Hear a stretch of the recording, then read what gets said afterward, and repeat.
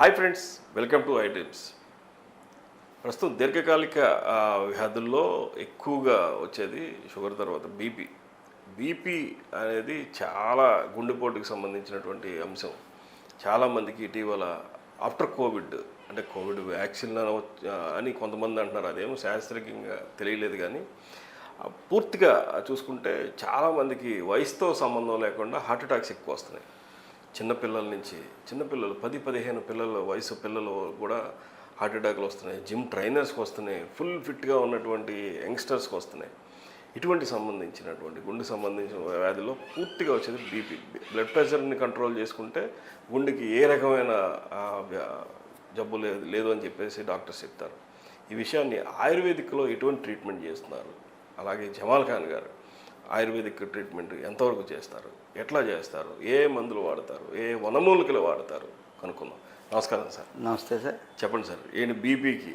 ఎందుకంటే బీపీ అనేది హార్ట్ అటాక్కి సంబంధించినటువంటి ప్రధానమైన ద్వారం. ఆ బీపీ హెచ్చు తగ్గులు వస్తూ ఉంటాయి, టెన్షన్స్ కానీ వీటిని కానీ. వీటిని మీరు ఎట్లాగా ఏ వనమూలికలతో మీరు మందులు తయారు చేస్తారు, ఎలా తగ్గిస్తారు? సార్, ఇవాళ మనము మార్కెట్లో దొరికే ఫుడ్ తీసుకోవటం వల్ల అన్నిటికన్నా ముందు గ్యాస్ ఫామ్ అవుతుంది. గ్యాస్ ఫామ్ అవటం వల్ల అరుగుదల లేకపోవటం వల్ల కొన్ని రకాల కొవ్వు పదార్థాలు, ఇప్పుడు మనం వాడే ఆయిల్స్ మొత్తం కూడా కొవ్వు. ఈ కొవ్వు పదార్థం వల్ల మనకి బాడీలో కానీ అలాగే హార్ట్లో కానీ కొలెస్ట్రాల్ లెవెల్స్ పెరగటం, బ్లడ్ చిక్కబడిపోవటం, ఈ అనేక రకాల కంప్లైంట్స్, కిడ్నీ మీద కూడా లోడ్ పడటం ఇవి జరుగుతున్నాయి. మరి ఇలా బీపీ వచ్చిందంటే ఆలోపతికిలో లైఫ్ లాంగ్ మందులు వాడాలా. కానీ ఎప్పటి నుంచో పూర్వం నుంచే ఆయుర్వేదిక్ వనమూలికలు వాడిన ప్రజలకి ఎవరికి బీపీ తెలియదు. ఓకే. ఎందుకంటే వీళ్ళు ఎప్పుడు అడవులు, వాగులు, వంకలు, ఈ చెట్లెంబట తిరిగి మొక్కలు, వేర్లు, ఆకులు తింటూ అడవుల్లో తిరిగేవాళ్ళు. కాబట్టి వీళ్ళకి ఆ రోజు షుగర్ తెలియదు, బీపీ తెలియదు. ఇవాళ బీపీ ప్రతి ఒక్కడు అంటాడు, సార్ నాకు బీపీ వచ్చేసింది, హార్ట్ బీటింగ్ ఎక్కువైపోయింది, లేకపోతే పల్స్ తగ్గిపోయింది, ఏ కంప్లైంట్లు. ఎందుకంటే ఇప్పుడు మనకి ముందు నుంచి అర్జున అంటే తెల్లమద్ది ఎవరైతే వాడుతాడో ఆడికి అందులో కాల్షియం కార్బోనేట్ 34 ఉంది. ఎముకలు ఒకవేళ ఇరిగిపోయినా అతికిపోతాయి, అది వాడటం వల్ల, కట్టడం వల్ల.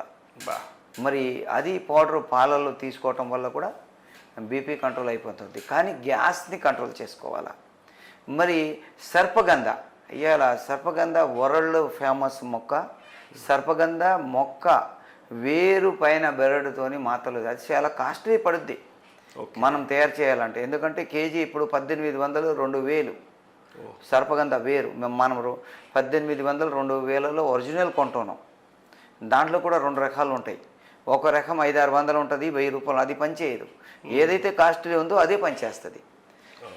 మనకి బీపీ గురించి మనం వాడే మందులలో ఎక్కువగా 2-3 నెలల్లోనే బీపీ కంట్రోల్ అయిపోతుంది. ఎందుకంటే ఇలా చాలామంది బీపీ పేషెంట్లు హార్ట్ స్ట్రోక్ దగ్గర వచ్చిన వాళ్ళు వీళ్ళు యాంజియోగ్రామ్ చేసుకొని, మరి సార్ ఈ పరిస్థితి మాది, వాల్స్ బ్లాకేజ్ ఉన్నాయి, పంపింగ్ కరెక్ట్ అవ్వటం లేదు, 40%, 60% ఈ బ్లాకేజ్ ఉన్నాయి అని అంటున్నారు. కానీ అర్జున పౌడర్ ఏం చేస్తుంది, బ్లాకేజ్ని ఇప్పేస్తుంది. సర్పగంధ హై బీపీని కంట్రోల్ చేస్తుంది. లో బీపీ ఉంటే మరి లో బీపీ గురించి చాలా ఐటమ్స్ ఉన్నాయి. అశ్వగంధ అలాగే తెల్లమద్ది తయారు చేసే విధానం వేరే ఉంటుంది. అది మేము ఫార్ములా ఎవరికి చెప్పం, ఎందుకంటే వైద్యులు తప్ప. ప్రతి ఒక్కడు చేస్తాడు, ఎక్కువ తక్కువ అయిపోతే మరి అతనికి ఏదైనా వేరే సైడ్ ఎఫెక్ట్ ఇరుగుడు ఉండకపోతే మళ్ళీ ఇబ్బంది పడిపోతాడు. అందు గురించి బీపీకి సర్పగంధ నెంబర్ 1. లో బీపీ ఎవరికైనా వచ్చేసింది అనుకోండి, 4 లవంగాలు, 4 యాలక్కాయలు, ఒక పిడికడి తులసాకు మెత్తగా నూరేసి దాన్ని కొద్దిగా 1 గిలాస్ నీళ్ళు పెట్టి బాగా మరగబెట్టేసి అర్ధ గంటకి 1 డోసు అలాగా సాయంత్రం తాగిస్తే మళ్ళీ అతనికి 60-70కి వెళ్ళిపోయిన బీపీ 120, 80, 120కి వచ్చేస్తుంది లో బీపీకి. ఇక్కడ 2 విధాలు తెలిసి ఉండాలా. లో బీపీని కూడా అరికట్టే గుణం ఇతని దగ్గర ఉండాలా, డాక్టర్ తెలిసి ఉండాలా. హై బీపీని కూడా తగ్గించే గుణం తెలిసి ఉండాలా. ఉత్తి హై బీపీని తగ్గిటని ఇస్తున్నాడు, లో అయిపోతే ఏం చేస్తాడు, డోస్ ఎక్కువైపోతే ఏం చేస్తాడు, దాన్ని కూడా పెంచాలా. అంటే ఇలాగ చాలా ఉంటాయి. హై బీపీని తగ్గించడానికి తిప్పతీగ కూడా పనిచేస్తుంది. ఓకే. తిప్పతీగలో కూడా హై బీపీని తగ్గించే గుణం ఉంది. సర్పగంధాలు హై బీపీని తగ్గించే గుణం ఉంది. హార్ట్ కంప్లైంట్ రాకుండా వాడటానికి మనకి అర్జున పౌడర్ ఉంది. ఇలాగా చాలా రకాలు.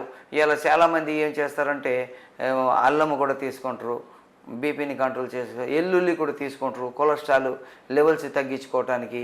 తమలపాకు రసం తీసుకుంటారు, తేనె తీసుకుంటారు. ఇవన్నీ కూడా ఎలాంటి జబ్బులు రాకుండా ఉండాలంటే పొద్దున ఒక తమలపాకు, ఒక ఎల్లిపాయ, ఒక పాయ, ఇంత అల్లం ముక్క మెత్తగా రాయిలో నూరేసి తేనె దాంట్లో కలుపుకొని రోజు నాకుతే తనకు అసలు హై బీపీ అవ్వదు, లో బీపీ అవ్వదు, హార్ట్ కంప్లైంటే రాదు. ఇంట్లోనే చేసుకోవాలా. లేదా ఇవ్వాల. ఎందుకంటే రావటానికి కారణము కడుపుతో వస్తుంది. వాతము, పితము, కఫము కడుపు ద్వారా వస్తుంది. అది కడుపులో ఎలాంటి సమస్యలు రాకుండా ఉండాలంటే 100 గ్రాము శొంఠి, 100 గ్రాము జీలకర్ర, 100 గ్రాము వాము, 100 గ్రాము నల్ల జీలకర్ర, ఒక 10 గ్రాములు నల్లుప్పు వేయించేసి పౌడర్ చేసుకొని పొద్దున టిఫిన్ తర్వాత ఒక స్పూను, మధ్యాహ్నం భోజనం తర్వాత ఒక స్పూను, రాత్రి ఒక స్పూన్. అసలు ఇతనికి పితము, వాతము, కఫం అన్నదే ఉండదు. భోజనం చేసిన తర్వాత తాటి బెల్లం ఉంటే కొద్దిగా భోజనం తర్వాత కొద్దిగా ముక్క తీసుకోవాలి. అసలు ఈ జబ్బులే రావు. ఆ ప్రక్రియని తయారు చేసుకొని ఒకసారి వచ్చితే మేము కూడా చెప్పేస్తాం ఎలాగ చేయాలా, తిని చూసి నేర్పుతాం. ఆ ప్రక్రియని కనుక తయారు చేసుకోగలిగితే అసలు వీడికి జబ్బులే రావు, ఏ జబ్బు రాదు.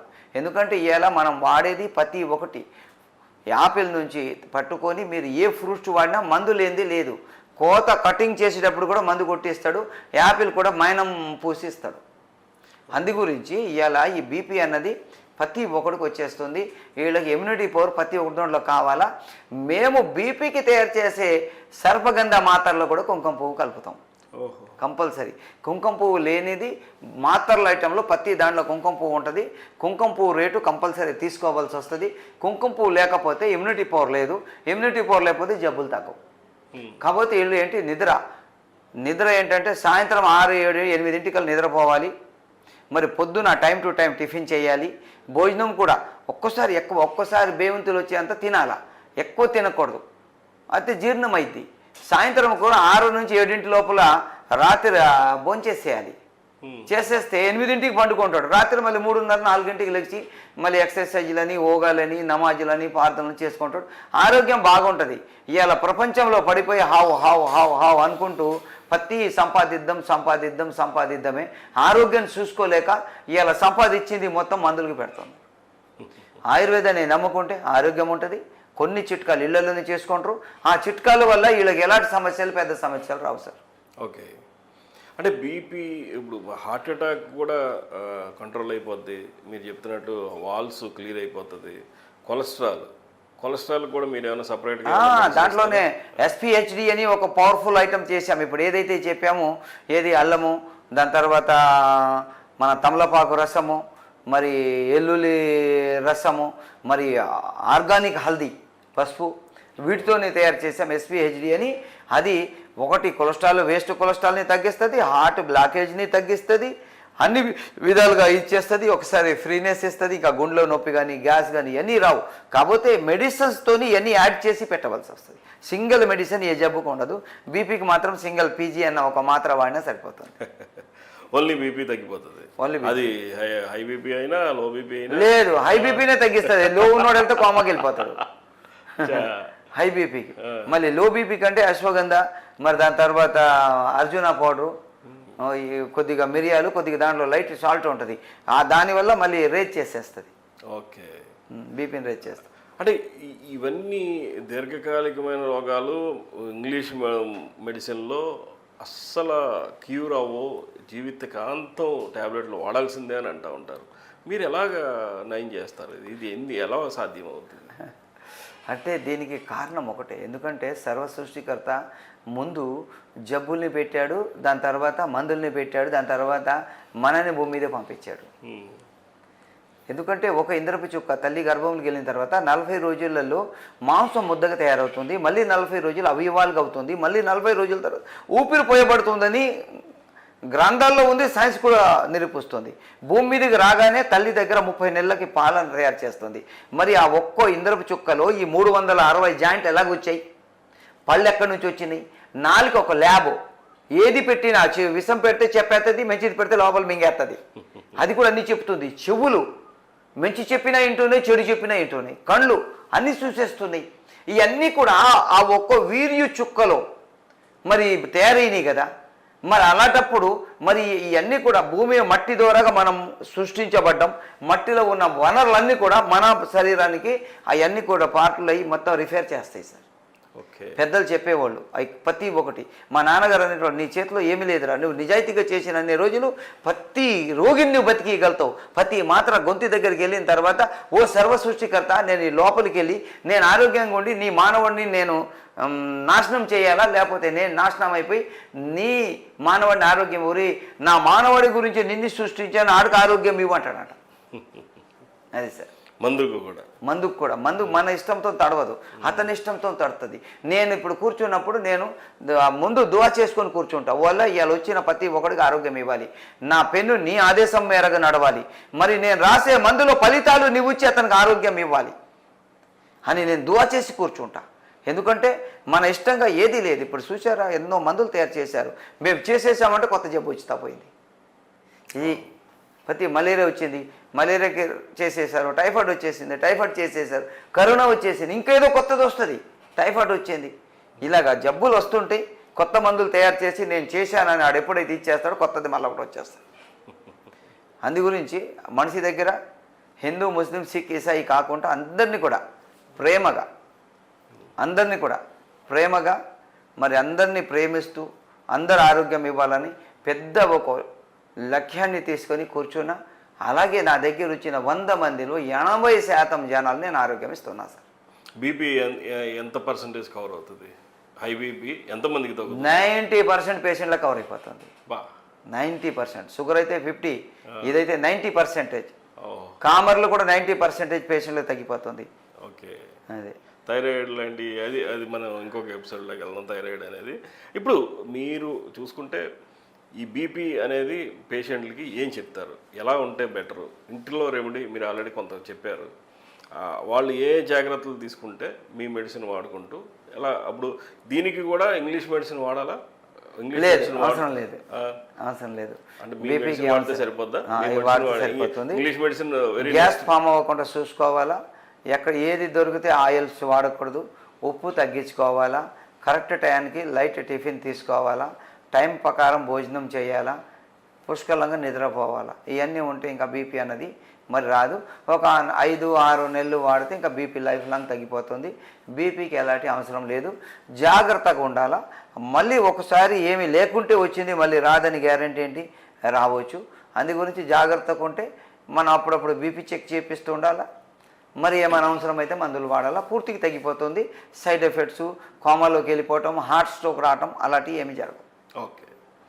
ఆటోమేటిక్గా కొలెస్ట్రాల్ దగ్గర అన్నీ కూడా వాల్స్ క్లియర్ అయిపోతాయి. అన్నీ ఒకే ఒక టాబ్లెట్ ఇంకేమన్నా దాంట్లో అంటే అర్జునా పౌడర్ ఉంటుంది, టాబ్లెట్ ఉంటుంది, గ్యాస్ లిక్విడ్ ఉంటుంది, లెట్రిన్ సాఫిక్ ఒక 4 మందులు ఉంటాయి. ఓకే. అది బీపీ అనేది చాలా దీర్ఘకాలికమైన వ్యాధుల్లో ఒకటిగా ఉంటుంది. పూర్తిగా హార్ట్ అటాక్ పూర్తిగా కూడా దీని మీదే ఎక్కువగా హార్ట్ అటాక్స్ వస్తూ ఉంటాయి. ఇవన్నీ తగ్గాలంటే మరి జమాల్ ఖాన్ గారు చెప్తున్నట్లు హోమ్ రెమెడీ చెప్పారు, అలాగే ఆయన దగ్గర ఉన్నటువంటి మెడిసిన్ చెప్పారు, ఇంట్లో ఏమి చేయాలో చెప్పారు. టైం టు టైం ఫుడ్ తీసుకోవాలి, టైం టు టైం పడుకోవాలి. ఇవన్నీ చేస్తే డెఫినెట్గా అసలు బీపీ అనేది మన దరిదాపుల్లోనే చేరదని చెప్పేసి డాక్టర్ చెప్తాను. నమస్కారం డాక్టర్.